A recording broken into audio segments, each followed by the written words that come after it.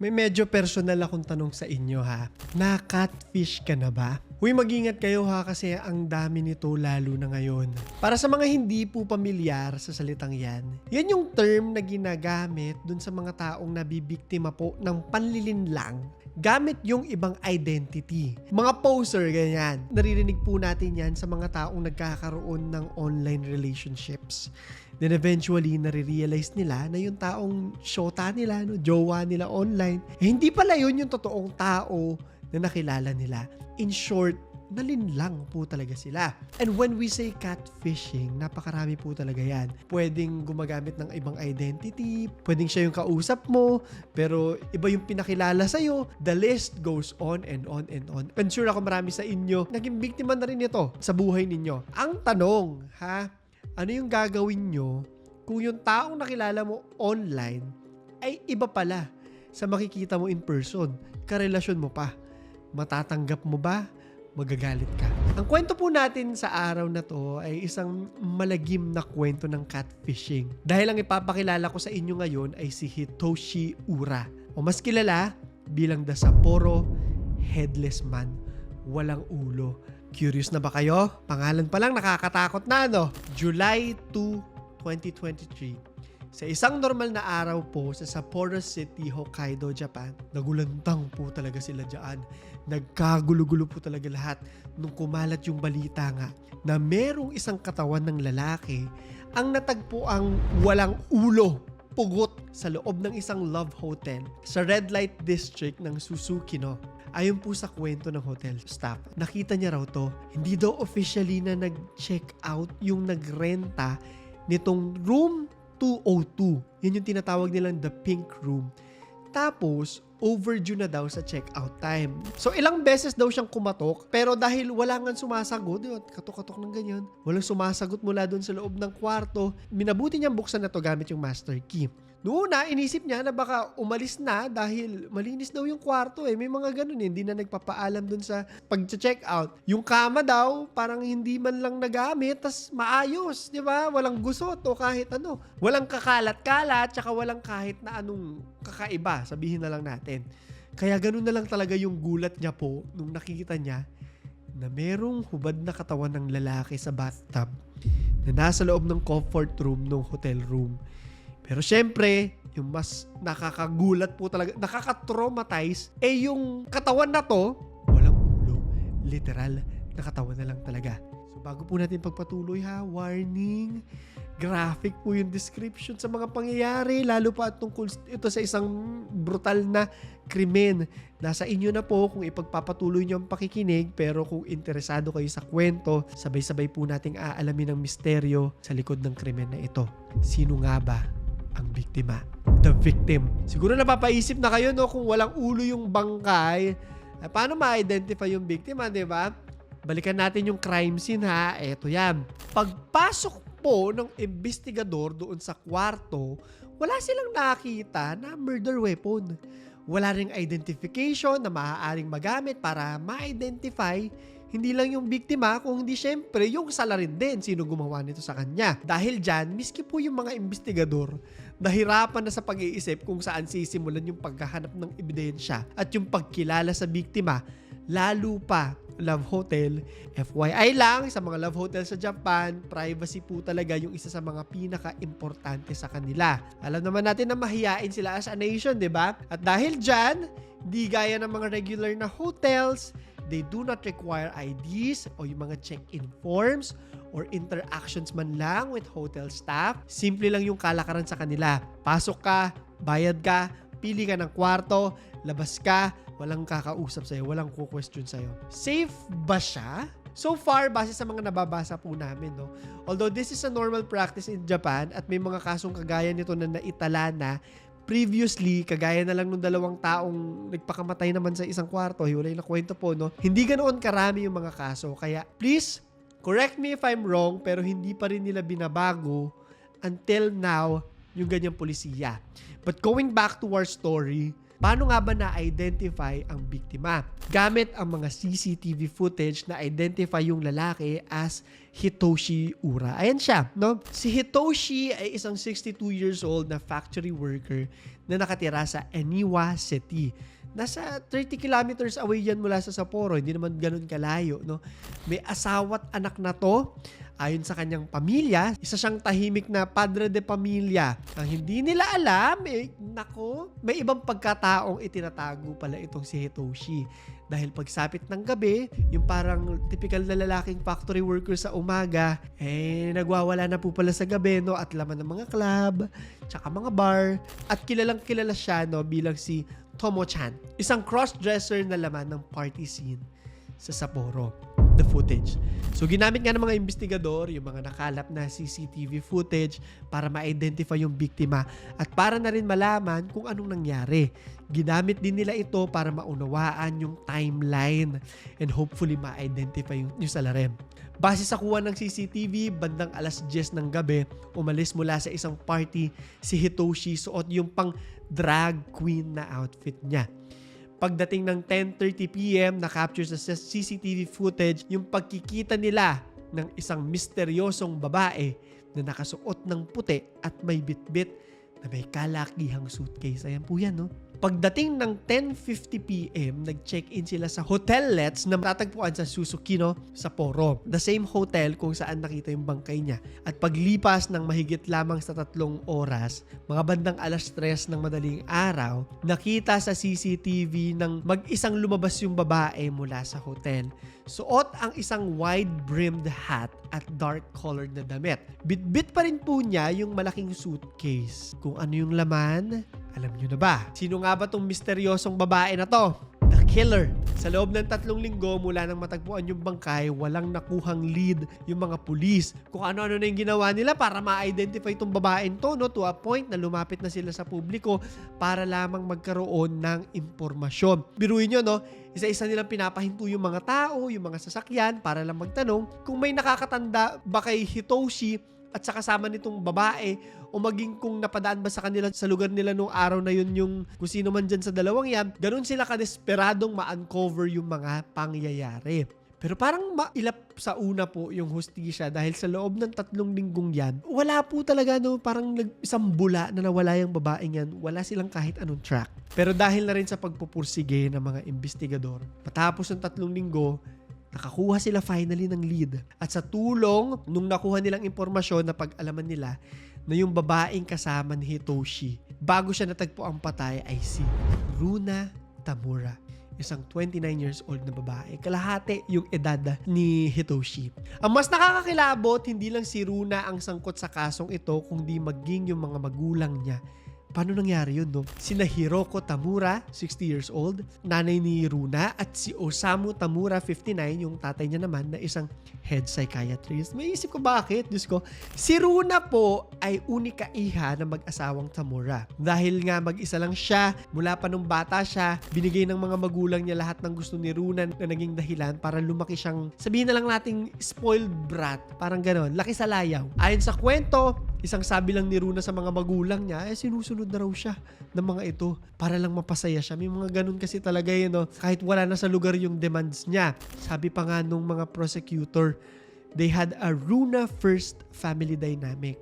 Ibig sabihin, lahat ng bagay sa lahat ng desisyon, si Runa po yung inuuna nung mag-asawa. Sa katunayan, yung bahay nila, kahit hindi naman kalakihan, ay punong-puno ng mga gamit na binili nila para kay Runa. Tinatawag din nila itong Ojo-san, na ang ibig sabihin ay young lady or miss. Na weird pakinggan dahil para mang amo nila, no, imbis na anak nila tong si Runa. And in return, ito namang si Runa, ang tawag sa tatay niya ay Mr. Driver.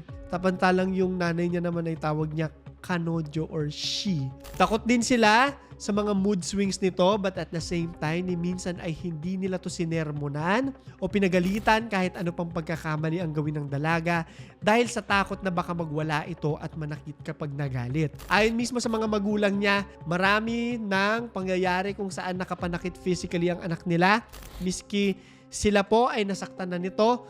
Ngunit dahil sa sobrang pagmamahal nila dito, takot silang sawayin niya. Kayo, ganyan ba kayo? Ako feeling ko pag may anak ako talagang Mapupuksa ko po talaga kung bastos. Hindi ko alam. Sa totoo lang, sobrang bizarre o peculiar nung relationship nila as a family. Considering na isang psychiatrist yung tatay nila, I find it really weird na parang hindi niya alam kung paano i-approach yung anak niya. Anyway, hindi naman po perfecto yung pamilya ko, but thinking about this, parang mas na-appreciate ko yung mga sermon or yung pagpiplip-top sa akin ng nanay ko. Sabi nga nila, lahat ng sobra ay masama. And in this story, mukhang napasama yung sobrang pagbe-baby nila dito kay Runa. Pagdating po ng 2023 after COVID, napasali sa mga chat at online groups sa mga taong mahilig mag-clubbing at bar hopping itong si Runa. Dito na rin nagsimula yung madalas niyang pagpunta sa mga clubs at bars kung saan sinasama niya pa yung tatay niya para lang bantayan siya. At dito niya na nga nakilala si Tomo-chan o Tomo na sa totoong buhay ay si Hitoshi Ura. Nagpakilala ito sa kanya bilang isang lesbian. Naging close sila ni Tomo at isa ito sa mga naging constant na kasama niya sa tuwing pupunta siya sa mga clubs at nagbo-bar hopping. Ang pagpatay. Isang gabi noong June 2023 dahil napalapit na sa isa't isa sina Runa at Tomo at komportable na sila sa isa't isa, matapos maglasing ay napagpasahan nila mag-check-in sa isang love hotel. Dito nalaman ni Runa na si Tomo ay isa palang lalaki. No, straight na lalaki. Ayon sa investigasyon, galit na galit daw si Runa dahil hindi niya ginusto yung mga nangyaring sexual advances sa kanila ni Hitoshi. At dahil hindi niya matanggap na matapos itong pagkatiwalaan, thinking na lesbian siya, ay niloko pala siya nito dahil isa talaga tong 62 years old na matandang lalaki. Kaya naman alamin na natin, ano nga ba ang susunod na nangyari. July 24, 2023, nagulat na nga yung marami sa paghuli ng pulis kay Runa Tamura. Pero mas kinakatakot ng lahat ay nung malaman na sangkot din sa krimen yung nanay at tatay ng dalaga. Ayon sa investigasyon, mula daw nung huling nagkita ang dalawa ay hindi na nawala sa isip ni Runa yung kagustuhang magantihan si Hitoshi sa ginawa nito, kaya naman humingi siya ng tulong kay Osamu at dahil nga hindi siya matanggihan ng tatay niya ay plinano nila yung pagpatay dito. Siya pa mismo yung bumili ng kutsilyo pati nung lagare o so na ginamit para putulin yung ulo ng biktima. Bukod pa dyan, nag-rehearse pa sila bago nila gawin yung krimen. Ang lala, diba? Nung masigurong maayos yung plano, tinawagan ni Runa si Hitoshi at inaya itong makipagkita. At kagaya ng nakagawian, nag-clubbing ulit yung dalawa. At nakita pa sa mga CCTV footage na masaya talaga sila nagsasayawan. Ayon mismo kay Runa, bandang 11:15 PM, matapos nila makapag-check-in sa Hotel Let's noong July 1, nang isagawa niya ang krimen. Inaya niya si Hitoshi na mag-roleplay. Siya bilang reyna habang ang lalaki isang alipin.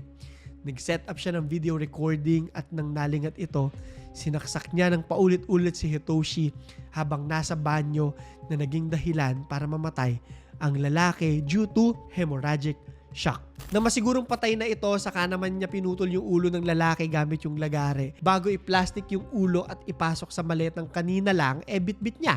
Bago siya umalis, kinuha din niya lahat ng mga ebidensya maaaring magturo sa kanya at maging dahilan para makilala ang biktima, kasama na yung mga damit, ID, wallet, cellphone at iba pang mga pag-aari ng lalaki na tila ba pinag-isipang mabuti at pinagplanuhan yung ginawa niyang krimen. Saka naman siya lumabas sa hotel at sumakay sa sasakyan kung saan naman naghihintay yung tatay niyang si Osamu.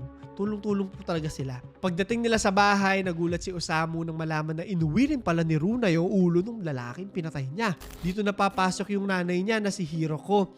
Inabot ni Runa kay Hiroko yung camera niya at inutusan yung nanay niya na bidyuhan pa siya kasama yung pugot na ulong bit-bit niya. Nung magsawa na po si Runa, nalaruin yung pugot na ulo, tinago niya na. At kung napapatanong na kayo kung saan nila nilagay yung ulo, na-discover lang naman ng mga pulis nung mag-raid na sila sa bahay ng mga Tamura. Nakalagay ito sa isang cooler. Tinago pa nila!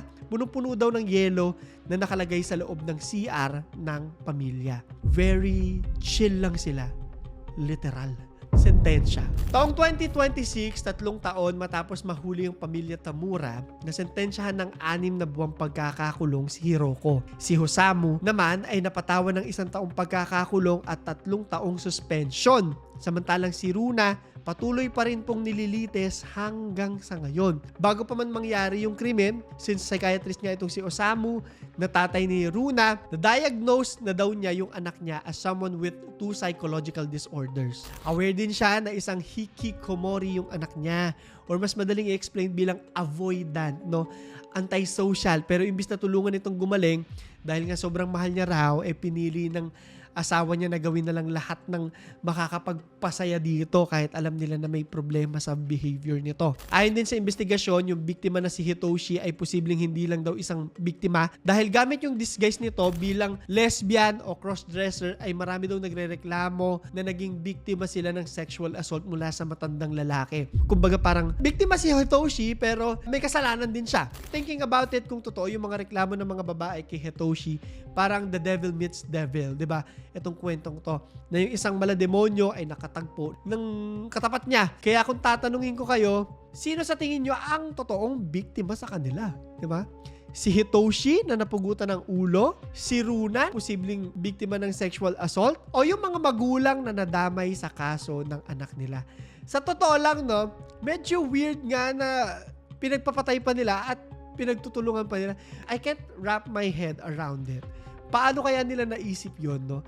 At bilang isang, eto sa akin lang to, kung ako yung isang magulang, I don't think napapayag ako na manakit yung anak ko. I mean, tutulungan ko yung anak ko kung sinabi niya na may ginawang mali sa kanya, ipakukulong namin, pero hindi ko kukonsintihin gumawa ng mga ganitong bagay.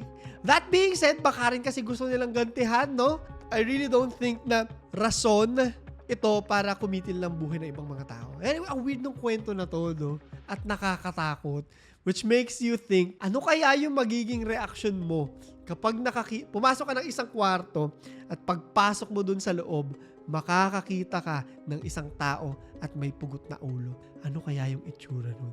Kakatakot, diba? Anyway, maraming salamat po sa mga nag-request ng ating story. Bisita na po kayo sa aking Instagram. Ang dami po nagsasend ng messages sa akin. Ang dami po nagsasend ng stories nila, nag-IG stories nila, tinatag po nila ako. So, thank you. I love you also very much.